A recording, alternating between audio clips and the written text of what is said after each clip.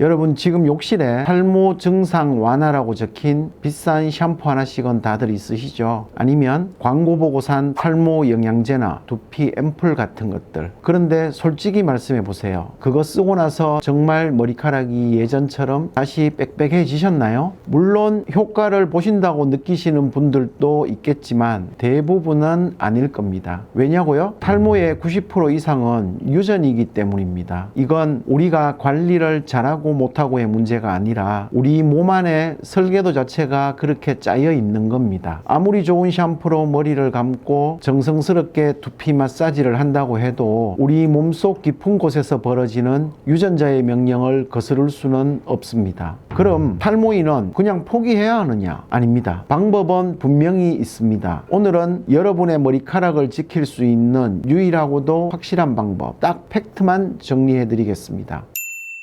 우리가 가장 먼저 인정해야 하는 잔인한 진실, 바로 탈모는 유전이라는 겁니다. 많은 분이 내가 요즘 스트레스를 많이 받아서 머리가 빠지나? 어제 잠을 못 자서 그런가? 라며 생활 습관에서 원인을 찾으려고 하세요. 물론 스트레스나 피로가 탈모를 조금 더 앞당길 수는 있습니다. 하지만 근본적인 원인은 여러분의 DNA, 즉 설계도에 이미 적혀 있습니다. 우리 몸에는 DHT라는 호르몬이 있는데 유전성 탈모가 있는 분들은 이 호르몬에 유독 민감하게 반응하도록 태어났습니다. 때가 되면 이 호르몬이 모낭을 공격해서 머리카락을 점점 가늘게 만들고 결국에는 솜털처럼 변하다가 사라지게 만드는 거죠. 이건 여러분이 노력을 안 해서 생기는 문제가 아니라 그냥 몸이 그렇게 프로그래밍 되어 있는 겁니다. 관리를 잘하면 유전을 이길 수 있지 않을까? 라고 생각하시는 분들이 정말 많아요. 두피 마사지 열심히 하고 검은콩 챙겨 먹고 밤에 일찍 자면 탈모가 멈출 거라고 믿고 싶으시겠죠. 물론 이런 생활 습관이 두피 건강에 도움은 됩니다. 머리카락이 조금 더 건강해 보일 수는 있어요. 그런데 냉정하게 말씀드리면 이런 관리들은 유전이라는 거대한 파도를 막을 수 있는 방패가 되지 못합니다. 근본적인 호르몬 작용을 조절하지 않는 이상 겉에서 하는 관리만으로는 이 유전의 흐름을 절대 꺾을 수 없습니다.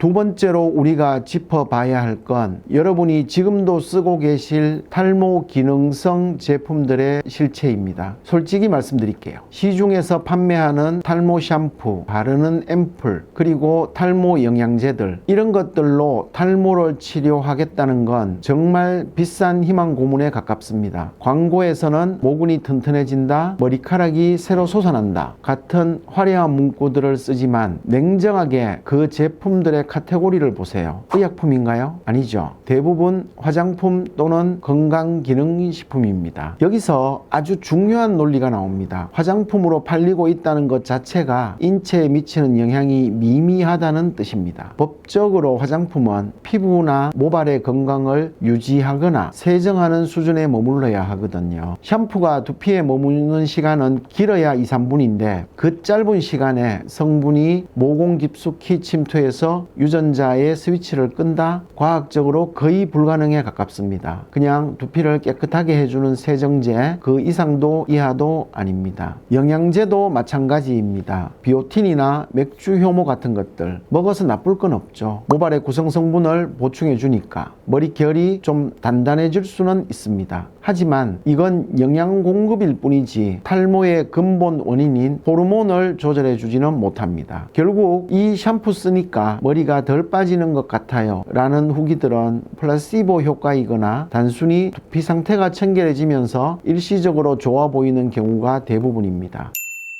그럼 도대체 무엇을 해야 내 머리카락을 지킬 수 있는지, 앞서 말씀드린 샴푸나 영양제와 달리 우리가 진짜 주목해야 할 건 의약품입니다. 전 세계 의사들이 공통으로 인정하는 탈모 치료제의 핵심은 먹는 약과 바르는 약입니다. 먼저 먹는 약입니다. 피나스테라이드나 두타스테라이드 같은 성분들인데 이 약들의 역할은 아주 명확합니다. 탈모의 주범인 DHT 호르몬을 직접적으로 차단하는 거죠. 저는 미용실에서는 이 먹는 약을 수비라고 표현합니다. 골대 안으로 공이 들어오지 못하게 막는 강력한 방어선 같은 겁니다. 유전성 탈모는 진행형이기 때문에 이 방어선을 구축하지 않으면 그 어떤 비싼 관리를 받아도 결국 머리카락은 빠지게 되어 있습니다. 탈모 진행을 늦추거나 멈추게 하는 가장 근본적이고 확실한 방법입니다. 그 다음에 공격의 역할을 하는 미녹시딜입니다. 바르는 제품으로 많이 알고 계실 텐데 최근에는 저용량으로 먹는 약을 처방받기도 하죠. 미녹시딜은 혈관을 확장해서 모발에 가는 혈류량을 늘려줍니다. 모낭의 영양 공급을 잘 되게 해서 가늘어진 머리카락을 굵게 만들고 머리카락이 자라는 기간을 강제로 늘려주는 역할을 합니다. 쉽게 정리하면 먹는 약으로 탈모의 원인을 차단해서 수비를 하고 미녹시딜로 모발 성장을 촉진해서 공격을 하는 겁니다. 물론 이런 약들이 머리카락을 마법처럼 하루아침에 수북하게 만들어주는 건 아닙니다. 약의 목적은 기본적으로 지금 있는 머리카락을 최대한 오래 지키는 것에 있습니다. 이미 모낭이 완전히 사라져버린 자리에는 약을 써도 머리가 다시 나기 어렵습니다. 그래서 탈모 치료는 타이밍이 전부란 말이 있는 겁니다. 한 가닥이라도 더 있을 때, 모낭이 살아있을 때 검증된 약으로 관리를 시작해야 합니다.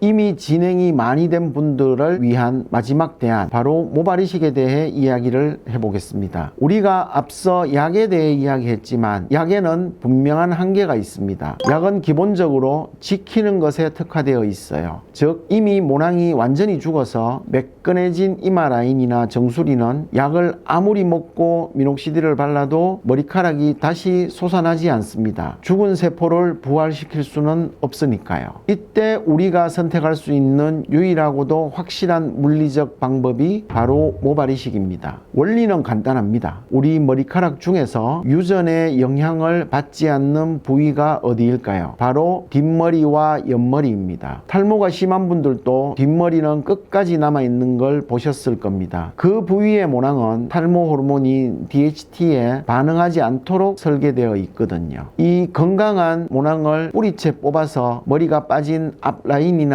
정수리에 옮겨 심는 겁니다. 이렇게 옮겨 심은 머리카락은 자리를 잡고 나면 원래 있던 자리의 특성을 그대로 유지하게 됩니다. 즉 유전 때문에 빠질 걱정 없이 평생 그 자리에서 자라게 된다는 뜻이죠. 하지만 여기서 정말 중요한 사실을 놓치시는 분들이 많습니다. 이식만 하면 이제 탈모 고민 끝이네 라고 생각하시는데 절대 아닙니다. 심은 머리는 안 빠질지 몰라도 그 주변에 원래 있던 기존 머리카락들은 여전히 유전의 영향 아래에 있습니다. 이식을 한 뒤에도 약을 먹지 않으면 심은 머리만 섬처럼 남고 주변 머리는 계속 빠져서 아주 어색한 모습이 될 수도 있어요. 결국 모발 이식을 하고 나서도 그 상태를 유지하기 위해 먹는 약과 바르는 약이라는 수비는 평생 병행되어야 합니다. 정리하자면 약은 현재의 소중한 머리카락을 지키는 방패이고 모발 이식은 이미 잃어버린 영토를 되찾아오는 유일한 공격입니다.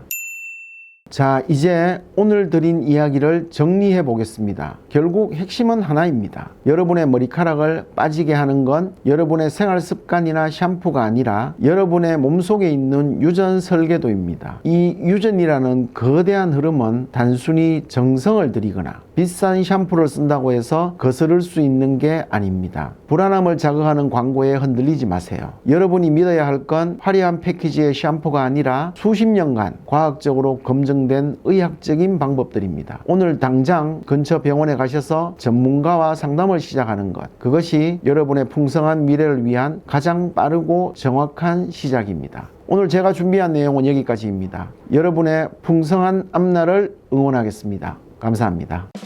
어디까지 빠지는 거예요? 오늘이 내 인생의 가장 젊은 날이다. 절대 포기하시면 안 됩니다. 탈탈 털리지 말고 모발이 있을 때 지킵시다.